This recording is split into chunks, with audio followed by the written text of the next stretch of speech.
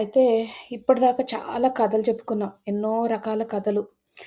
ఆహ్, అన్నిట్లో కూడా మనకి కావాల్సిందేంటి? మన కోరికలు తీరడం. అంతే గదా! మనము ఏదైనా కష్టస్థితిలో ఉన్నా, ఏదైనా ఉన్నా మనం అనుకున్నది తీరాలి. ఆ స్థితి నుంచి బయటికి రావాలి. ఇదే కోరుకుంటాం. అందులో కోరికల్లో ఇప్పుడు సిట్యుయేషన్స్ అంటే మనకున్న పరిస్థితులు ఎలాంటివంటే 3 మెయిన్ బకెట్స్‌లో పెట్టుకోవచ్చు. ఒక ఫస్ట్ బకెట్ ఏంటంటే ఆర్థిక సమస్యలు.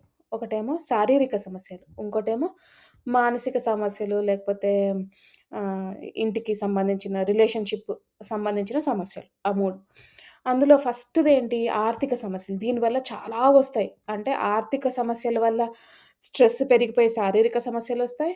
ఆర్థిక సమస్యల వల్ల ఆహ్, మనుషులు దూరం అవ్వడము, దగ్గరవ్వడము ఇవన్నీ జరుగుతూ ఉంటాయి. బాగా జరుగుతాయి అవన్నీ. ఆర్థిక సమస్యలు చాలా వాటికి మూలం. మనం అనుకుంటాం డబ్బులదేముంది ఇవాళ కాకపోతే రేపు సంపాదించొచ్చు అన్నీ కరెక్టే. అవన్నీ కరెక్టే. కానీ ఈ కలికాలంలో నాకు ప్రేముంది. నేను నీకు ప్రేమనిస్తాను అంటే మన హౌస్ ఓనర్ ఊరుకుంటాడా? లేకపోతే పాల బిల్లు ఇచ్చినవాడు ఊరుకుంటాడా? నాకు ప్రేముంది. నీకు ప్రేమను పెడతాను. నీకు ప్రేమను పంచిపెడతాను. నేను నీకు మంచి కథలు చెప్తానంటే ఎవరు వింటారు? ఎవరు వినరు. కలికాలంలో డబ్బు చాలా ముఖ్యమైనది. మరి ఆ ఆర్థిక స్థితి ఉన్నప్పుడు లక్ష్మీ కటాక్షం ఉండాలి అని అంటారందరూ. కానీ ఈ కథ తెలుసుకున్న తర్వాత లక్ష్మీ కటాక్షం ముఖ్యమా? అంటే ఆ లక్ష్మీ కటాక్షం ఉండాలా? మనం చేసే పనులకు లక్ష్మీ కటాక్షిస్తుందా? అన్నది తెలుసుకుందాం.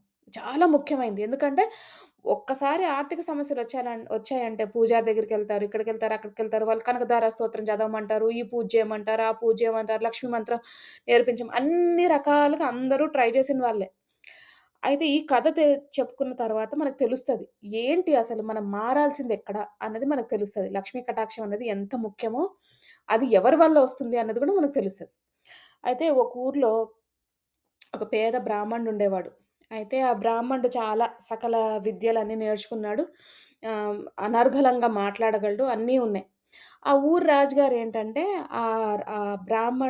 బ్రాహ్మణుడే కాదు ఎవరైనా సరే మంచి మాటలు చెప్పినా, మంచి విన్నా, అన్ని మంచి పనులు చేసినా వాళ్ళకి డబ్బులిచ్చేవాడనమాట. అనుగ్రహించేవాడు రాజుగారు. రాజుగారి అనుగ్రహం అంటే చాలా మంచిది గదా!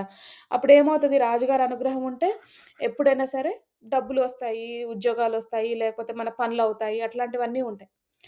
ఇతనేం జేశాడు, రాజుగారి అనుగ్రహం కోసం అనేసి ఆ కోట అవతల నిలబడేవాడు. కోట అవతల ఒక చెట్టు కింద నిలబడేవాడు. ఈ బ్రాహ్మణుడు రోజు వెళ్లి రాజుగారు అనుగ్రహిస్తాడని. రాజుగారు బయటికి ఎళ్ళినప్పుడు విహారాలకెళ్ళినప్పుడు చూస్తుంటారు కదా! కోట అవతల ఒక మనిషి రోజు వచ్చి నిలబడుతున్నాడంటే గమనిస్తారు. ఒకరోజు ఆ రాజుగారు ఎక్కడికో వేటకో, ఎక్కడికో వెళ్ళినప్పుడు ఇతను గూడా అతనితో పాటు అంటే ఆహ్, రాజుగారి కనుమెరుగులో ఉన్నట్టుగా ఉండేవాడు. సో, రాజుగారు గుర్తించాడు. గుర్తించి ఇంత బ్రాహ్మణుడని అడుగుతాడనమాట. కోట్ల వాళ్ళని అడుగుతాడు. ఇతనెవరు అంటే బ్రాహ్మణుడండి. చాలా చక్కగా మాట్లాడతాడు. చాలా అనర్గళంగా అంత విద్య అంతా నేర్చుకున్నాడు. మంచి తెలివైన వాడు అన్నీ చెప్పిన తర్వాత కూడా ఈ రాజుగారికి డబ్బులివ్వాలనిపించట్లేదు. ఈ రాజుగారు స్వతహాగా గూడా ఎవరైనా సరే మంచి వ్యక్తి ఉంటే, మంచిగా ఒక కళ, కళా పోషణ ఉన్న రాజుగారనమాట. ఎవరైనా ఏ కళ ఉంది అని తెలియగానే డబ్బులివ్వడం గాని, వాళ్ళకి సన్మానం జేయడం గాని, మంచి పొజిషన్ ఇవ్వడం గాని, ఇవన్నీ చేసేవాడాయన. కానీ ఈయనకెందుకో ఈ బ్రాహ్మణుడికి ఇవ్వబుద్ధి కావట్లేదు రాజుగారికి. అప్పుడు రాజుగారికనిపించింది ఇన్ని రోజులొస్తున్నాడు నా దగ్గరికి. నాతో పాటు వేటకొచ్చాడు ఒకరోజు. ఎక్కడో ఏదో ఇబ్బంది పడితే ఈయన రక్షిస్తాడు. ఇంత చేస్తే నాకెందుకు ఇవ్వాలనిపించట్లేదు? అతనికి డబ్బులెందుకు ఇవ్వాలనిపించట్లేదు? అసలు ఈయనకి లక్ష్మీ కటాక్షం ఉందో లేదో కనుక్కుందాము అనేసి ఆలోచిస్తాడు. ప్లాన్ జేస్తాడు. లక్ష్మీ కటాక్షం ఉందా లేదా అని ఎట్లా తెలుస్తది? అంటే ఒక పని జేస్తాననేసి రాజుగారు ఏం జేస్తారు, ఒక మంచి గుమ్మడికాయ రాజుగారికి గుమ్మడికాయలంటే చాలా ఇష్టమనమాట. గుమ్మడికాయ కూర, పులుసు ప్రతిరోజు ఇంట్లో గుమ్మడికాయ ఉంటది. వండుతారు వాళ్ళు. అందరికీ తెలుసు. ఊరంతా తెలుసు రాజుగారికి గుమ్మడికాయలిష్టమని. అయితే ఈ గుమ్మడికాయలు గూడా పిచ్చపాటిగా ఎక్కడ పడితే అక్కడ పెరుగుతాయి. వాటికి స్పెషల్‌గా ఎక్కువ నీళ్లు అవన్నీ పోయాల్సిన అవసరం లేదు. సో, అవి ఉండేటప్పటికి రాజుగారింట్లో గుమ్మడికాయలెప్పుడూ ఉండేవి. ఆహ్, ఇంకేం జేస్తాడాయన, ఆ గుమ్మడికాయ పైన ఇలా ఉంటది గదా! కడ్డీలాగా ఉంటది గదా! అది సన్నగా కోసేసి, ఆ గుమ్మడికాయల గింజలన్నీ తీయించేసి, అందులో మణులు, మాణిక్యాలన్నీ పెట్టి, ఆ పైన మళ్ళీ ఏం తెలియనట్టు దాన్ని పెట్టేస్తాడనమాట ఆ ముక్క. ఎవరికీ తెలీదు. ఆ గుమ్మడికాయ పైన ఇట్లా కట్ చేసి, ఆ ముక్క తీసేసి ఇందులో మణులున్నాయని ఎవరికీ తెలీదు. గుమ్మడికాయ. అయితే అప్పుడు పిలుస్తాడితన్ని. ఈ బయటున్న బ్రాహ్మడిని పిలుస్తాడు. బ్రాహ్మణుడు అనుకుంటాడు, ఆహా! రాజుగారు నన్ను గుర్తించారు. నన్నింక లోపలికి పిలిచి సన్మానం జేస్తారేమో, అడుగుతారేమో అని అనుకున్నాను. అనుకోని అప్పుడు లోపలికెళ్ళంగానే రాజుగారు అంటారు, "నువ్వు రోజు ఇక్కడ నిలబడుతున్నావు. నేను చూసాను, గమనించాను. ఇదిగో తీసుకో. ఈ గుమ్మడికాయ తీసుకొని వెళ్ళు" అని అంటాడనమాట రాజుగారు. అనంగానే ఈయనకి మనసులో అసలు గుమ్మడికాయ ఇవ్వడం ఏంటి? రాజు అన్నాక కనీసం ఒక 10 వరహాలో నేను 1000 వరహాలు ఇస్తాడనుకున్నా. 1000 ఇవ్వకపో 500 ఇవ్వచ్చు, 100 ఇవ్వచ్చు, కొన్ని ఒక 30 వరహాలు ఇవ్వచ్చు. 30 వరహాలైనా నాకు నెల రోజులొస్తది. అదైనా ఇవ్వచ్చు కదా! అది కూడా ఇవ్వకుండా గుమ్మడికాయ ఇవ్వడం ఏంటి? నస నస నస నస ఆడిపోయి ఇంక బయటికెళ్ళిపోతాడు. ఎళ్ళిపోయి బయటికెళ్తూ ఉంటే ఒక సన్యాసి కనిపిస్తాడు. సన్యాసి ఎటెళ్తున్నాడంటే రాజుగారి కోటలోకెళ్తున్నాడు. ఈ రాజుగారు అందరిని పోషిస్తాడు గదా! అలా సన్యాసి గూడా రాజుగారి కోటలోకెళ్తున్నాడు. అయితే ఆ సన్యాసి చూసి అంటాడు, "నాయనా ఇది బావుంది. గుమ్మడికాయ భలే మంచి దోరగా ఉంది గుమ్మడికాయి. నాకిస్తావా? నీకు నేను ఒక ఐటెమ్ ఇస్తాను. అంటే నువ్వు గుమ్మడికాయకి నీకో వస్త్రం ఇస్తాను నేను" అంటాడు. ఈ గుమ్మడికాయ అయితే ఒక పూట తింటే పోయింది. అందులో గుమ్మడికాయలు ఎక్కడ పడితే అక్కడ దొరుకుతాయి. అది పెద్ద ఖరీదైన వస్తువు గూడా గాదు. సరే ఈ గుమ్మడికాయ అయితే ఒక రోజులో తినేయొచ్చు. కానీ ఆయనిచ్చే ఒక ఒక పట్టు వస్త్రం ఏదో ఇస్తా అంటాడు. నా దగ్గర అదుంది. నాకెవరో పెట్టారు. నేను నీకదిస్తాను. నాకు ఈ గుమ్మడికాయ ఇచ్చేయి అంటే, సరే పట్టు వస్త్రం అంటే కనీసం కట్టుకోగలను గదా! అనేసి ఆహ్, పట్టు వస్త్రమో ఇది పైన కప్పుకునే శాల్వా లాంటిదో ఏదో కొంచెం మంచిదే. అదైతే కనీసం ఉంటది గదా! అని ఆ కండువా లాంటిదేదో పట్టు కండువా లాంటిదేదో ఉంటే అదివ్వంగానే సరే అని తీసుకుంటాడు. ఆ గుమ్మడికాయ ఇచ్చేస్తాడు. ఆ సన్యాసి ఏం జేస్తాడు, అదే గుమ్మడికాయ తీసుకెళ్ళి రాజుగారికిస్తాడు. రాజుగారికి అర్థమైపోయింది. "ఎవరిచ్చారు నీకు? ఆ బయట అబ్బాయి ఉన్నాడు గదా! బ్రాహ్మణుడబ్బాయి, ఆ అబ్బాయి ఇచ్చాడా?" అంటే, "అవును" అంటాడు. సరే అని రాజుగారు తీసుకొని లోపల పెట్టుకుంటాడు. ఈయనకింకా లక్ష్మీ కటాక్షమే దొరకలేదు. మర్నాడు ఏం చేస్తాడు ఈ బ్రాహ్మణుడు మళ్ళీ ఎళ్లి కోట బయట నిలబడతాడనమాట. నిలబెట్టంగానే రాజుగారు మళ్ళీ పిలుస్తారు. "రా అయ్యా లోపలికి రా" అని అంటాడు. "నువ్వు రోజు ఇక్కడ నిలబడుతున్నావు. నువ్వు చాలా నా మనసు ఆహ్, చాలా ఆనందంగా ఉంది నిన్ను చూడంగానే. ఇదిగో తీసుకో" అని మళ్ళీ అదే గుమ్మడికాయ ఇస్తాడతనికి. ఇక అతనికే కాదు, ఆ బ్రాహ్మణుడికే కాదు, ఆ రాజ్య సభలో ఉన్న వాళ్ళందరికీ కూడా విసుగొచ్చేస్తది రాజుగారికి. ఈ రాజుగారేంటి ఇలా ప్రవర్తిస్తున్నాడు? కనీసం ఒక 10 వరహాలు ఇవ్వట్లేదు. గుమ్మడికాయ ఇస్తాడేంటి ప్రతిసారి అనేసి విసిగిపోతారు. వాళ్ళందరూ కూడా ఈ రాజుగారికి పిచ్చిలేసింది. అసలు ఏంటి ఇట్లా చేస్తున్నాడనేసి. ఇతనేం చేస్తాడు, నా వ నాకెందుకు ఇంత కర్మ రాసి పెట్టుంది. అసలు కనీసం ఒక 10 వరహాలైనా ఇవ్వచ్చు కదా! అంత దూరం నుంచి ఇన్నేళ్ల నుంచి నిలబడుతున్నాను. ఈ గుమ్మడికాయ ఇవ్వడం ఏంట్రా బాబు అనుకోని ఆ గుమ్మడికాయ తీసుకొని బయటికెళ్తాడు. బయటికెళ్ళంగానే ఒక పక్క ఊరు నుంచి ఒక వ్యాపారి వెళ్తున్నాడనమాట. ఒక వ్యాపారి వెళ్తూ అంటాడు, "రాజుగారికి గుమ్మడికాయలు ఇష్టం గదా!" ఇతని చేతిలో గుమ్మడికాయ జూస్తాడు. ఆ వ్యాపారి ఏం తీసుకురాలే రాజుగారికి. యూజువల్‌గా రాజుగారిని కలవడానికెళ్ళినప్పుడు స్వీట్లో ఏదో ఒకటి తీసుకెళ్తారు గదా! ఈ గుమ్మడికాయ ఇష్టం గదా! అని గుమ్మడికాయ చూడ్డానికి బావుందని జెప్పి, "నాకు ఆ గుమ్మడికాయ ఇస్తావా? నీకు ఒక చిన్న ఇంత నాణెం ఇస్తాను" అంటాడు. ఒక కాయిన్, సిల్వర్ కాయిను, వెండి నాణెం ఇస్తాను చిన్నది. నేను వ్యాపారిని. నేను వెండి చేసుకునే వ్యాపారిని అని జెప్పంగానే, సరేలే వెండి నాణెం అంటే కనీసం ఒక్క నాణెమైనా వస్తది గదా నాకు. నేనేదో బంగారు నాణాలనుకున్నాను. కనీసం వెండైనా వస్తది గదా! అనేసి అది ఇచ్చేస్తాడు. ఇచ్చేయంగానే మళ్ళీ ఆ వెండి నాణెం తీసుకొని ఎళ్ళిపోతాడు. ఎళ్ళిపోంగానే ఇక్కడేమైంది, ఇటు మళ్ళీ ఈ వ్యాపారి రాజుగారి కోటలోకెళ్ళిన తర్వాత రాజుగారు ఆ గుమ్మడికాయని చూడంగానే అర్థమైపోయింది. ఈయనకి లక్ష్మీ కటాక్షమే లేదు. ఎన్ని సార్లు చేసినా మళ్ళీ తిరిగి తిరిగి అక్కడికే వస్తుంది. అదే అవుతుంది. అనుకోనివన్నీ ఇదే అవుతుందని చెప్పి ఏం చేస్తాడు, సరేలే చూద్దాం ఎన్ని రోజులు లక్ష్మీ కటాక్షం ఉండదో అని అనుకుంటాడు. అనుకోని మర్నాడు మళ్ళీ వెళ్లి నిలబడతాడు. నిలబడగానే ఈసారి మళ్ళీ రాజుగారు పిలుస్తారు. మళ్ళీ అదే తతంగం. మళ్ళీ గుమ్మడికాయ ఇస్తాడు.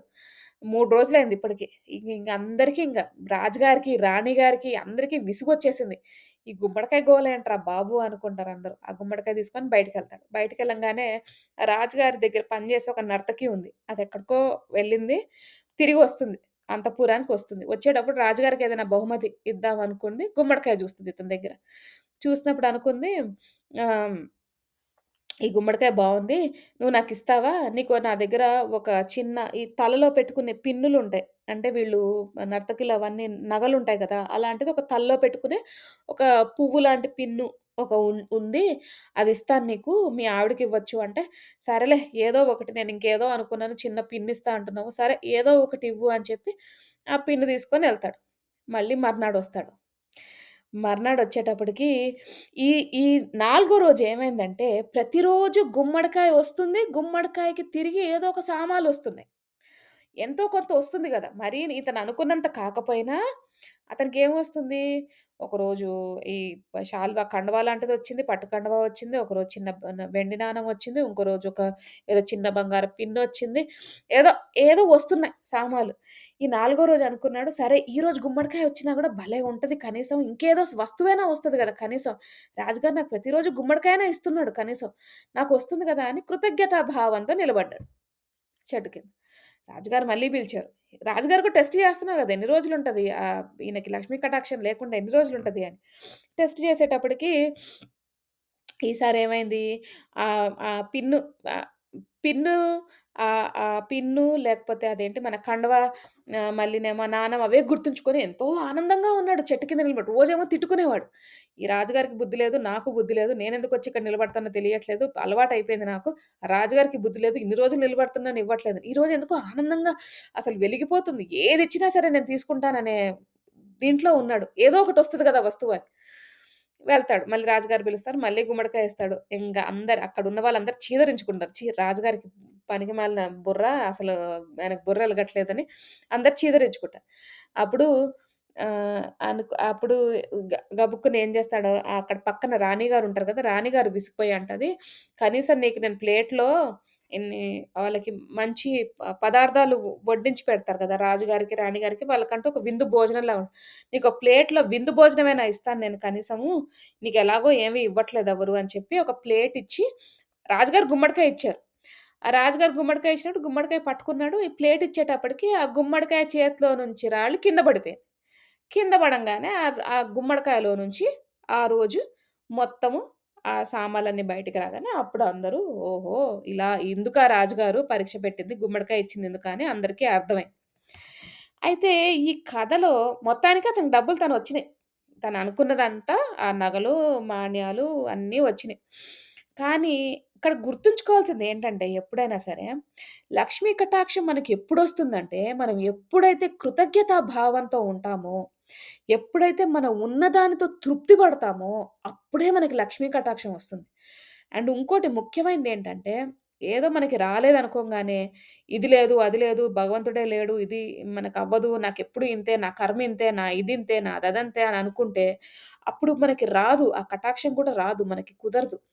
అందుకని అంటారు కనకధార స్తోత్రం చదివినప్పుడు ఎప్పుడైతే ఆ కనకధార స్తోత్రం మనకెప్పుడైతే శంకరాచార్యుల వారు చెప్పారో, చెప్పినప్పుడు ఆయన ఒకటే అంటారు. అమ్మవారిని అడిగినప్పుడు అమ్మవారు అంటది, "నేను ఎవరైతే నాకు ఒక రూపాయి ఇస్తారో" అంటే నాకంటే నాకు కాదు, నా బిడ్డలకి ఎవరైతే అవసరంలో ఉన్నవారు ఒక రూపాయి ఇస్తారో, వాళ్ళ దగ్గరే నేనెప్పుడు ఉంటాను అంటది. అయితే ఉన్నది కూడా మనకి తెలీదు. ఇప్పుడు ఈ గుమ్మడికాయ మార్చుకొని 3 వస్తువులు తెచ్చుకున్నాడతను. ఏమీ లేని దానికంటే బెటరే గదా! అసలు ఏది లేని దానికన్నా కనీసం ఏదో ఒక వస్తువొస్తుంది. నాలుగో రోజుకల్లా నాకు తృప్తొచ్చేసింది. అరే! భలేగా ఉందే 3 వస్తువులొచ్చినాయి. ఇప్పుడు నాలుగో రోజు అలా రోజు ఒక గుమ్మడికాయతో ఇంకేదైనా తెచ్చుకోవచ్చు. ఏదైనా మార్చుకోవచ్చు. మార్పిడి జేసుకోవచ్చని అతనికి ఆలోచన విధానం, బిజినెస్ ఐడియాస్ ఒచ్చినియి. అంటే ఏంటి? ఇప్పుడు లక్ష్మీ కటాక్షం కావాలి అనుకుంటే మనం ఎప్పుడు గూడా కోట్లు ఒచ్చేస్తేనే లక్ష్మీ కటాక్షం అనుకుంటాం. లేదు. మనకున్నంతలో మనం కష్టపడకుండా ఉండి ఎంతో కొంత వస్తుంది అంటే అది లక్ష్మీ కటాక్షం ఉంటేనే వస్తది ఆ కొంచెం గూడా. లేకపోతే కొంచెం రావడం గూడా చాలా కష్టం.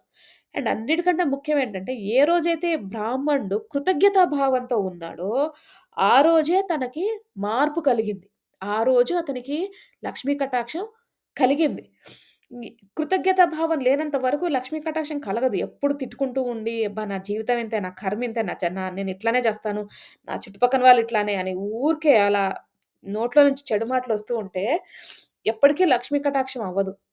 లక్ష్మీ కటాక్షం ఉండాలంటే ఎప్పుడైనా సరే మనం కృతజ్ఞతా భావంతో ఉండాలి. మనలో ఉన్నంతలో తోచినంత ఇచ్చే గుణం ఉండాలి. అన్నిటికంటే ముఖ్యంగా ఏ పని మానేయగూడదు. ఇతను ప్రతిరోజు వెళ్లి నిలబడ్డాడు. ఆ రాజుగారు గుమ్మడికాయ ఇచ్చిన మొదటి రోజే ఈ రాజుగారు పీసు అతనిలాగున్నాడు. కంజూస్ అతనిలాగున్నాడు. నాకేమి ఇచ్చేటట్టుగా అనిపించట్లేదని మానేయలేదు. కంటిన్యూయస్‌గా వెళ్తూనే ఉన్నాడు ప్రతిరోజు. మానేసుంటే రాజుగారు కూడా మర్చిపోయేవారేమో. అది చాలా ఇంపార్టెంట్. చాలా ముఖ్యం. మనం చేసుకున్న పని చేసుకుంటూ వెళ్తూనే ఉండాలి. టైం అనేది తప్పకుండా వస్తది.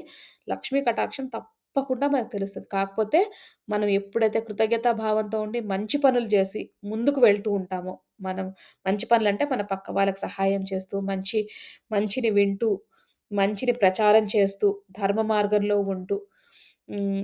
ఉన్నంతలో తోచినంత సేవ జేస్తూ ఎప్పుడైతే మనం ఉంటామో లక్ష్మీ కటాక్షం తప్పకుండా ఉంటది. అందుకని ఏదైనా పోయిందంటే పోయింది అనుకోకండి. దాని రూపంలో ఇంకేదో మనకి మంచిదొస్తుంది అని అనుకోవాలి. ఎలాంటి ఆర్థిక పరిస్థితులు ఉన్నా, ఆ స్థితి మీది చాలా దారుణంగా ఉంది. ఇంక ఏది కనిపించట్లేదు దారి అని అనుకున్నా కూడా తప్పకుండా ఏదో ఒక దారి ఉంటది. అమ్మవారే చూపిస్తారు మనకి. ఆ లక్ష్మీదేవే చూపిస్తది మనకి. తప్పకుండా చూపిస్తది. కాకపోతే ఆ ధైర్యాన్ని వదులుకోకూడదు. ఆహ్, మనసు నిబ్బరంగా ఉంచుకోవాలి. గట్టిగా ఉంచుకోవాలి. మీ పక్కన మీ ఇంట్లో ఉన్న వాళ్ళందరూ కూడా వీక్ అయిపోతారు. ఒక్కోసారి మీరు ఇంటికి పెద్దనుకోండి. అంటే భార్యో, భర్తో మీరు ఇల్లుని మేనేజ్ చేస్తున్నారు. మీరే కృంగిపోతే పక్కన వాళ్ళందరూ కృంగిపోతారు. అందుకనే మీరు ఎవ్వరికీ తెలియకుండా ధైర్యంగా ఉండేటట్టు చూడండి. సర్వం అంకితం చేసేయండి అమ్మవారికి. అమ్మవారే చూసుకుంటారు. అది మాస్టర్స్ ఈరోజు మనం నేర్చుకున్న లక్ష్మీ కటాక్షం కథ. అందరూ స్థిర సుఖాసనంలో కూర్చోండి. అంటే మీకు ఏ పొజిషన్ కంఫర్టబుల్‌గా అనిపిస్తే ఆ పొజిషన్‌లో కూర్చోండి. ఒకవేళ మీ ఆరోగ్య రీత్యా మీరు కూర్చోలేకపోతే పడుకొని కూడా ధ్యానం చేయొచ్చు. కూర్చున్నప్పుడు మీరు వెన్నుముక్క స్ట్రెయిట్‌గా ఉండేటట్టు చూడండి. తల నిటారుగా పెట్టండి. వేలల్లో వేలు పెట్టుకోండి. కళ్ళు 2 మూసుకోండి. అలాగే పడుకొని ధ్యానం చేసేవారు కాలు మీద కాళ్ళు పెట్టుకొని, వేలల్లో వేలు పెట్టుకొని, కళ్ళు 2 మూసుకోండి.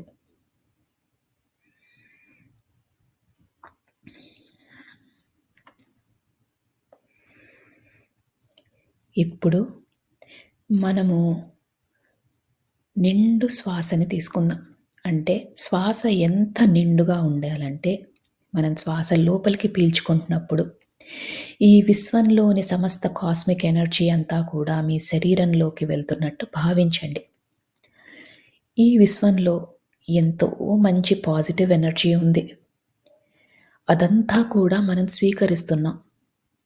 మన శరీరాన్ని, మన మనసుని ఓపెన్ చేసి పెట్టుకున్నాం.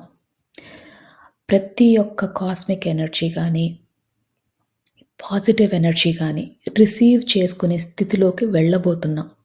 అందుకని చక్కగా ఒక్క నిండైన శ్వాస తీసుకోండి.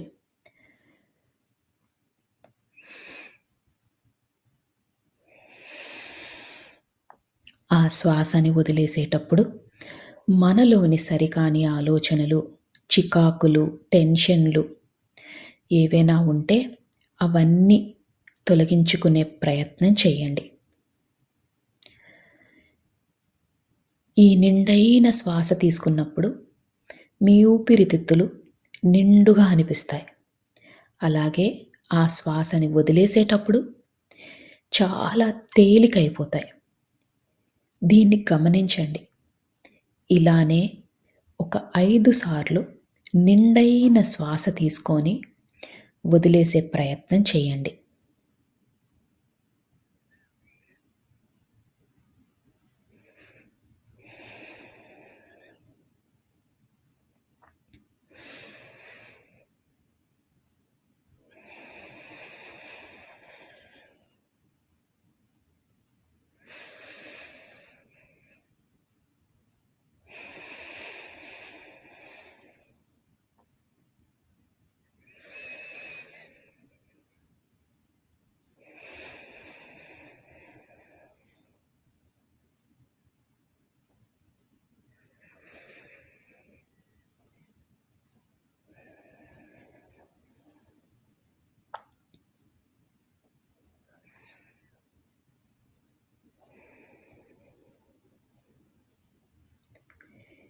ఇప్పుడు మీ మనసు, శరీరం చాలా తేలికైనట్టు మీకు భావన కలుగుతుంది. మనమిప్పుడు శరీరంలో ప్రతి భాగాన్ని రిలాక్స్ చేసుకునే ప్రయత్నం చేద్దాం. అంటే ముందుగా సహస్రారం, తల భాగం దాన్ని రిలాక్స్ చేసుకునే ప్రయత్నం చేద్దాం. అలానే ముఖము, చెవులు, భుజాలు, చేతులు, చేతి వ్రేళ్ళు, పొట్ట, నడుము, కాళ్ళు, పాదాలు, కాలి వ్రేళ్ళు అన్నిటినీ రిలాక్స్ చేసుకోండి. రిలాక్స్ చేయడం అంటే మీరు కంఫర్టబుల్ పొజిషన్లో కూర్చున్నట్టు, అలానే తేలిగ్గా అయినట్టు మీకు అనిపిస్తే మీ శరీరం రిలాక్స్ అవుతున్నట్టు. బిగించి పట్టకండి. శరీరాన్ని చాలా లూజ్గా, రిలాక్స్డ్గా చేయండి.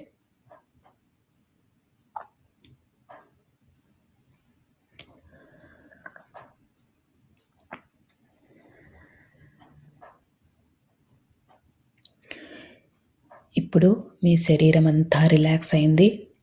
మీ మనసు కూడా చాలా తేలిక అయింది.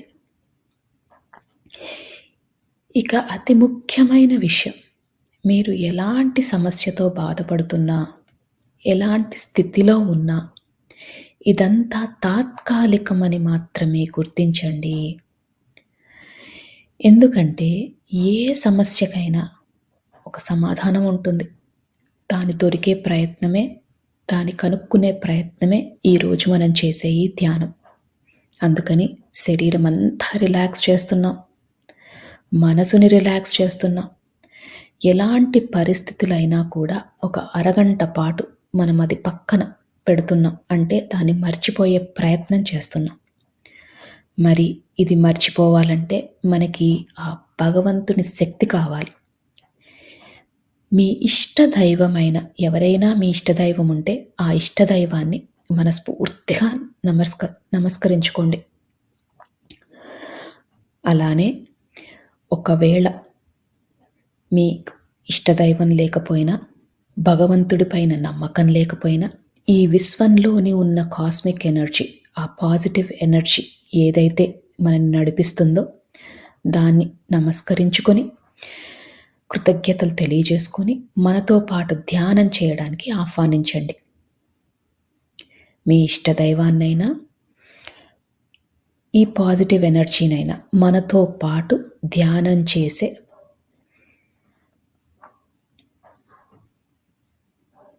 అవకాశాన్ని మనకి ఇవ్వమని మనస్ఫూర్తిగా ఆర్తితో చెప్పుకోండి.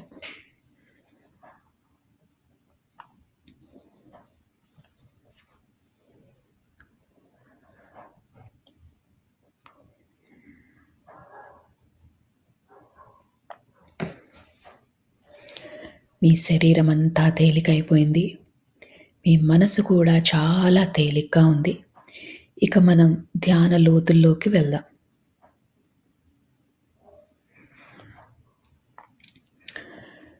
మీకు కనుబొమ్మల మధ్యన బొట్టు పెట్టుకునే దగ్గర రకరకాల రంగులు కనిపిస్తాయి. కొన్నిసార్లు విజన్స్ కానీ, కాంతులు కానీ కనిపిస్తాయి. దాన్ని థర్డ్ ఐ లొకేషన్ అంటారు. ఈ ధ్యానం మొత్తంలో కూడా ఆ లొకేషన్లో అంటే మీ కనుబొమ్మల మధ్యన దృష్టి పెట్టేలాగా, దాని మీద ఫోకస్ పెట్టేలాగా చూసుకోండి. మీకు ఎప్పుడు ఆలోచనలు వచ్చినా నెమ్మదిగా శ్వాస మీదికి ధ్యాస మరల్చండి. ఆలోచనలు వస్తూ ఉంటాయి, అది చాలా సహజం. ఆలోచనలు వచ్చినప్పుడల్లా నెమ్మదిగా శ్వాస లోపలికి ఎలా వెళ్తుంది, ఎలా బయటికి వస్తుంది అని గమనించండి.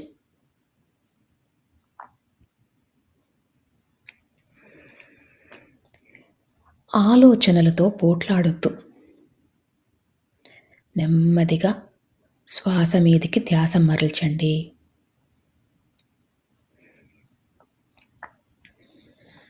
ఈ ప్రక్రియలో, ఈ ధ్యాన ప్రక్రియలో చాలాసార్లు ఆలోచనలు వచ్చే అవకాశం ఉంది. మనం ధ్యానం లోతులోకి వెళ్ళినప్పుడు ఏ ఆలోచనలు రావు. అందుకనే ఆలోచనలు వచ్చినప్పుడల్లా శ్వాస మీదికి ధ్యాస మరల్చండి.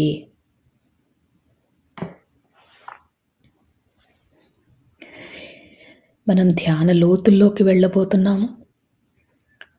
ఇక ఒక్క 3 సార్లు మళ్ళీ మంచి నిండైన శ్వాస తీసుకొని వదిలేయండి. శ్వాస తీసుకుంటున్నప్పుడు మీతో పాటు ఉన్న ఆ భగవంతుని శక్తి కూడా మీ దగ్గరికి వస్తున్నట్టు, అలానే ఈ విశ్వంలోని కాస్మిక్ ఎనర్జీ శక్తి అంతా కూడా మీ శరీరంలోకి వెళ్తున్నట్టు భావించండి. ఈసారి ఆ శక్తి రెండింతలయ్యింది. ఎంతో అద్భుతమైన ఈ శక్తిని మనం స్వీకరిస్తున్నాం. అందుకని శ్వాస లోపలికి వెళ్ళేటప్పుడు చక్కగా నిండుగా మీ ఊపిరితిత్తులన్నీ కూడా నిండుగా అయ్యేటట్టు భావించి ఆ శ్వాసని తీసుకొని మళ్ళీ వదిలేయండి. ఇలా 3 సార్లు చేయండి.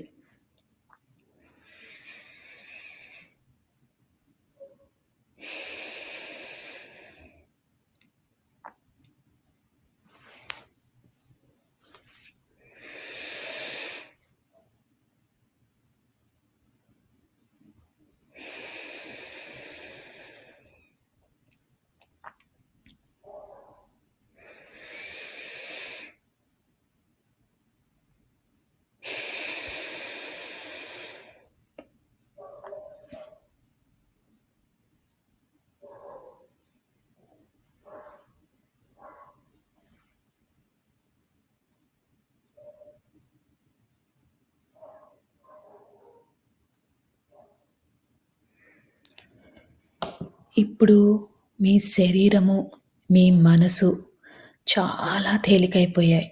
ఇంకా మీరు ధ్యాన లోతుల్లోకి వెళ్లారు. అంటే మీ పక్క జరిగేవి ఏమీ వినిపించవు. నా మాటలు మాత్రమే వినిపిస్తున్నాయి.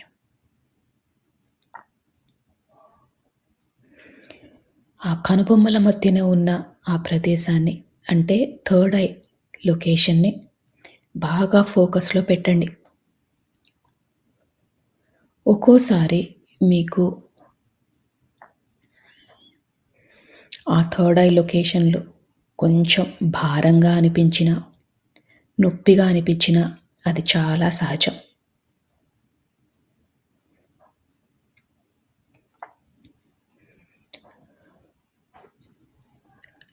మన ఇష్టదైవంతో పాటు, ఈ విశ్వంతో పాటు మనము ఇంకా ధ్యాన లోతుల్లోకి వెళ్తున్నాం.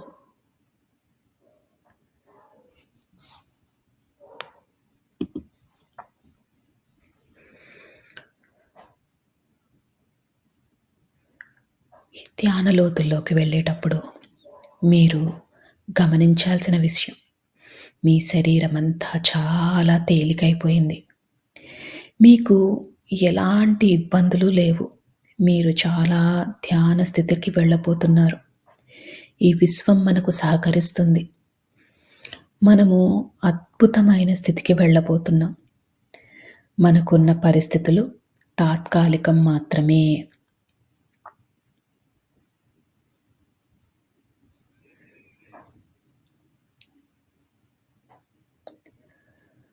మనము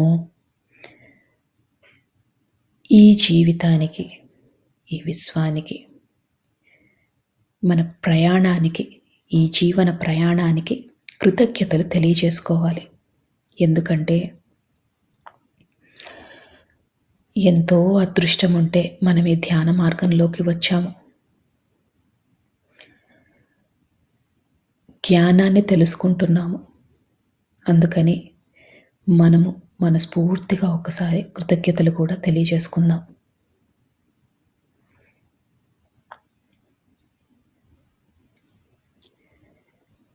ఈ కృతజ్ఞతలు తెలియజేసినప్పుడు మీ శరీరం ఇంకా తేలికవుతుంది. ఎందుకంటే మీలోని సరికాని ఆలోచనలన్నీ తొలగిపోయాయి. మీరు ఎంతో రుణపడి ఉన్నారు ఈ అవకాశానికి, ఈ విశ్వానికి.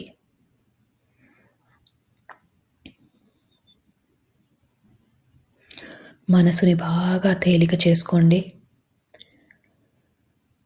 అదే స్థితిలో ఉండండి.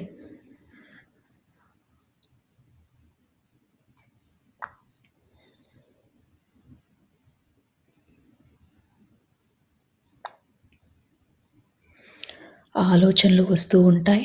ఆలోచనలు వచ్చినప్పుడల్లా కూడా నెమ్మదిగా శ్వాస మీదికి ధ్యాస మరల్చండి.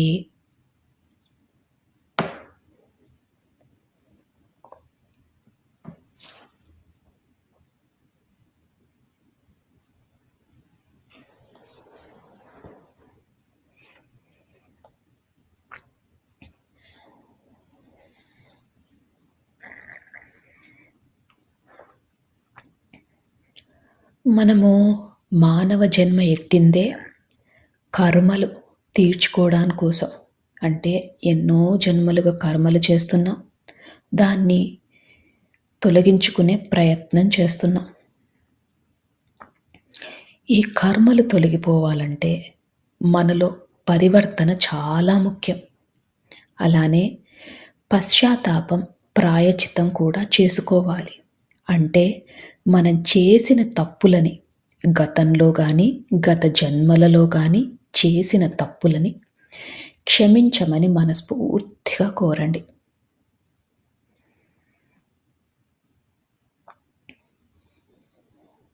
అలానే పరివర్తనలో ఉంటాము అని సహాయం కావాల్సిన వాళ్ళకి సహాయం చేస్తామని మనస్ఫూర్తిగా సంకల్పం చేసుకోండి.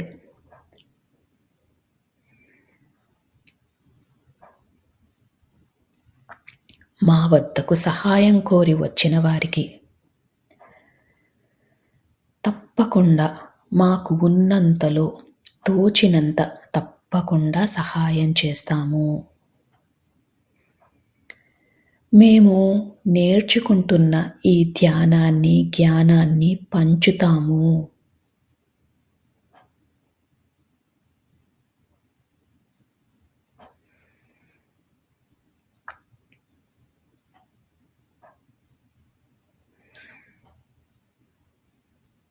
ప్రతి జీవాత్మకు కూడా మా వల్లే సుఖంగా బ్రతికే హక్కు ఉందని తెలుసుకున్నాము.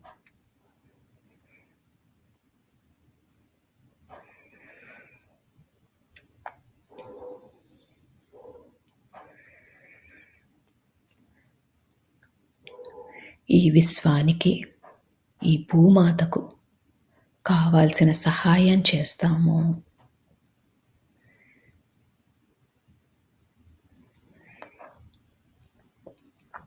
ఈ సంకల్పాలు మనం చెప్పుకున్నప్పుడు మీ శరీరం ఇంకా తేలికవుతుంది. మీ మనసు కూడా బాగా తేలికవుతుంది.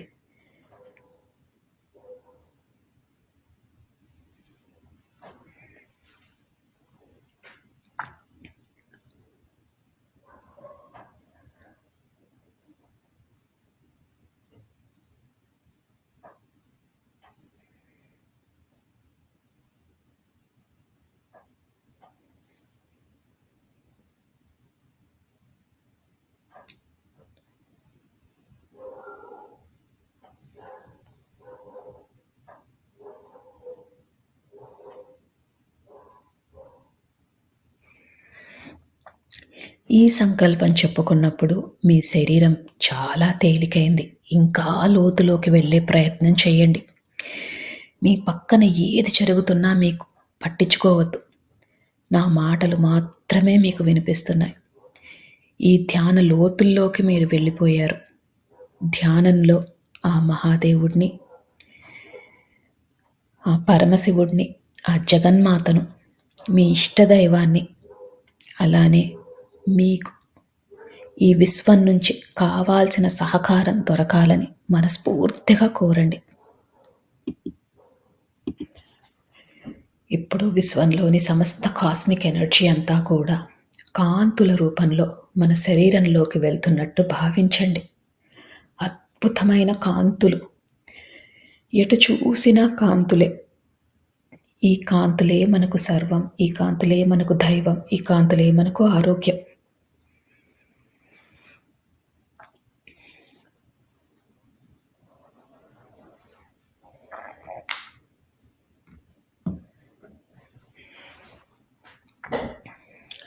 ఈ అద్భుతమైన కాంతుల వల్ల మన శరీరం చాలా ఆరోగ్యంగా ఉంటున్నట్టు భావించండి. అలానే ఈ ధ్యానం చేసినందువల్ల మనలోని సరికాని ఆలోచనలు అన్నీ తొలగిపోతున్నట్టు భావించండి.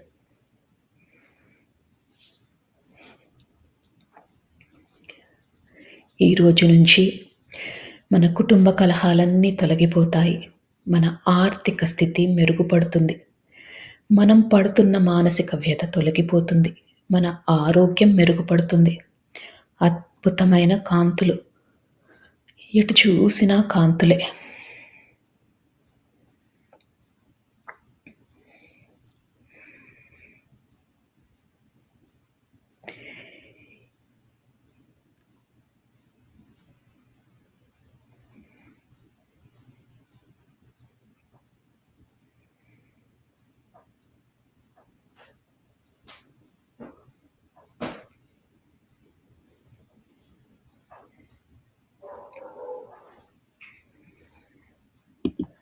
ఇంకా ఇంకా ధ్యాన లోతుల్లోకి వెళ్తున్నారు. అద్భుతమైన స్థితి. శరీరము, మనసు అన్నీ తేలికైపోయాయి.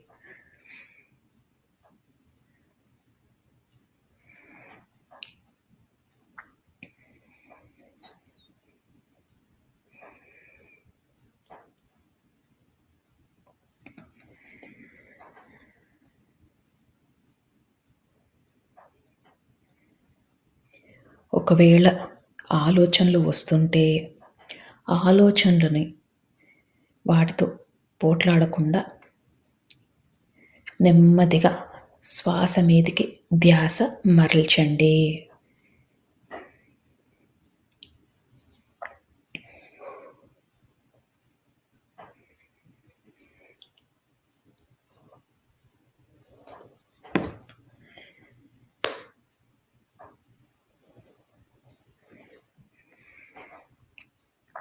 ఇంకా ఇంకా ధ్యాన లోతుల్లోకి వెళ్తున్నారు.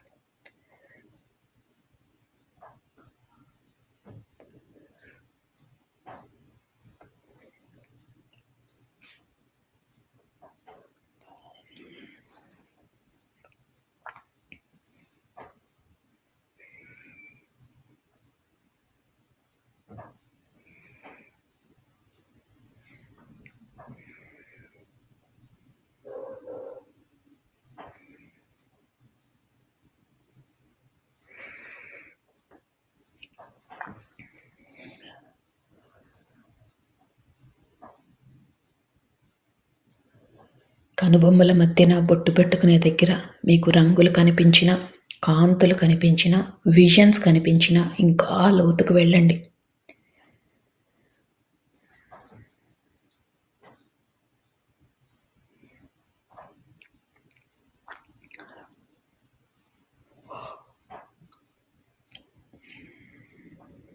అద్భుతమైన ధ్యాన స్థితిలో ఉన్నారు. సంకల్పాలు చెప్పుకున్నాం. పశ్చాత్తాపంలో ఉంటామని, ప్రాయశ్చిత్తం చేసుకుంటామని, పరివర్తనలో ఉంటామని మనము విశ్వానికి మాట ఇచ్చాం.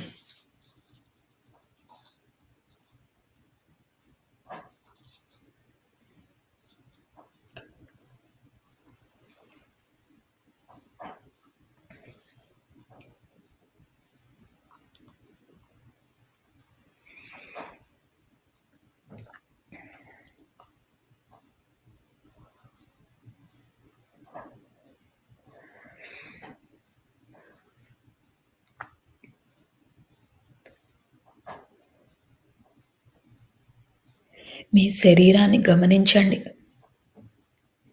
చాలా తేలిగ్గా ఉంది. ఇదే స్థితిని కొనసాగిస్తూ ఇంకా ధ్యాన లోతుల్లోకి వెళ్ళండి.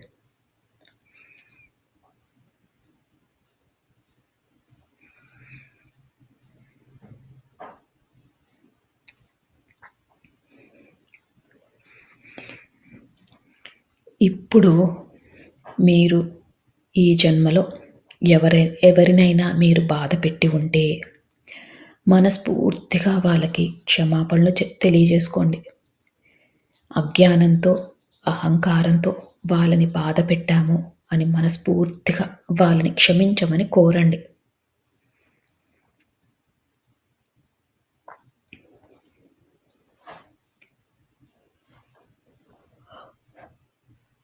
అలానే ఎవరైనా మిమ్మల్ని బాధపెట్టి ఉంటే ఈ ఈ గతంలో వారిని మనస్ఫూర్తిగా మీరు క్షమించండి. వారు తెలియక, అజ్ఞానంతో, అహంకారంతో తప్పులు చేసి ఉంటారు. అందుకని మీకు వారిపైన ఎలాంటి కోపమున్నా, ద్వేషమున్నా అవన్నీ తొలగించుకోండి.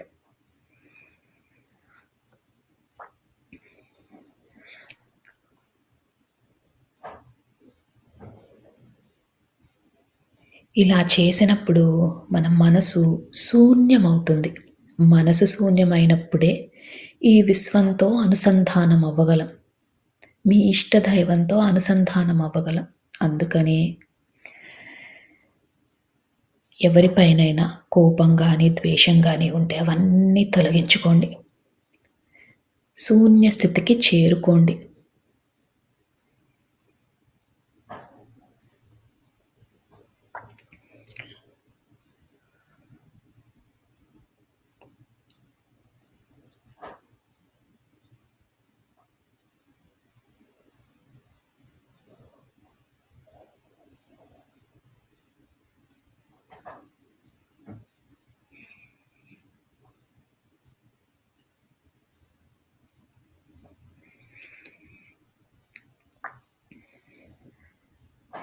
ఎప్పుడైతే మనం క్షమాపణలు కోరామో, మనని బాధపెట్టిన వారిని క్షమించామో, మన మనసు శూన్య స్థితికి చేరుకుంది. మీరు ఇంకా ధ్యాన లోతుల్లోకి వెళ్తున్నారు.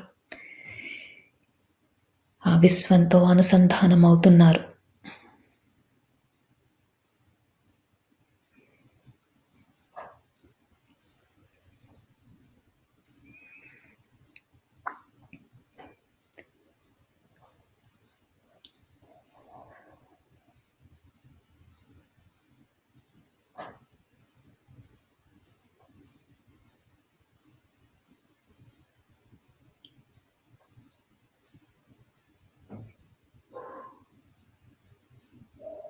ఇదే స్థితిని కొనసాగిస్తూ మీరు ఇంకా ధ్యాన లోతుల్లోకి వెళ్ళండి.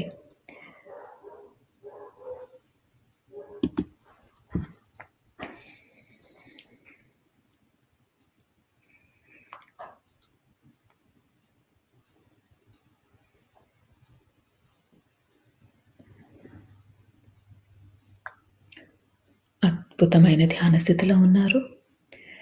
ఇదే స్థితిని కొనసాగిస్తూ మీరు ఇదే స్థితిలో ఉండొచ్చు. ఒకవేళ ఈ స్థితి నుంచి బయటికి రావాలనుకుంటే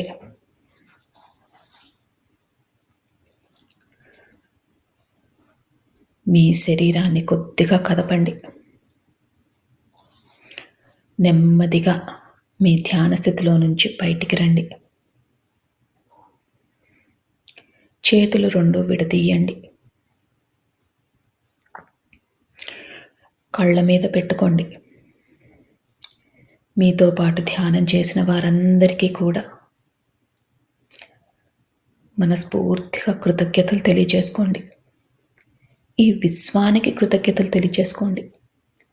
మీ ఇష్ట దైవానికి కృతజ్ఞతలు తెలియజేసుకోండి. మీ మాస్టర్స్కి కృతజ్ఞతలు తెలియజేసుకోండి. ఇంత మంచి జీవితాన్ని ధ్యానం చేసుకునే అవకాశాన్ని ఇచ్చినందుకు మనస్ఫూర్తిగా ధన్యవాదాలు తెలియజేసుకుంటూ, అలానే తెలియక చేసిన తప్పులు ఏవైనా ఉంటే క్షమించమని కోరుతూ మీరు ధ్యాన లోతుల్లో నుంచి బయటికి రావచ్చు.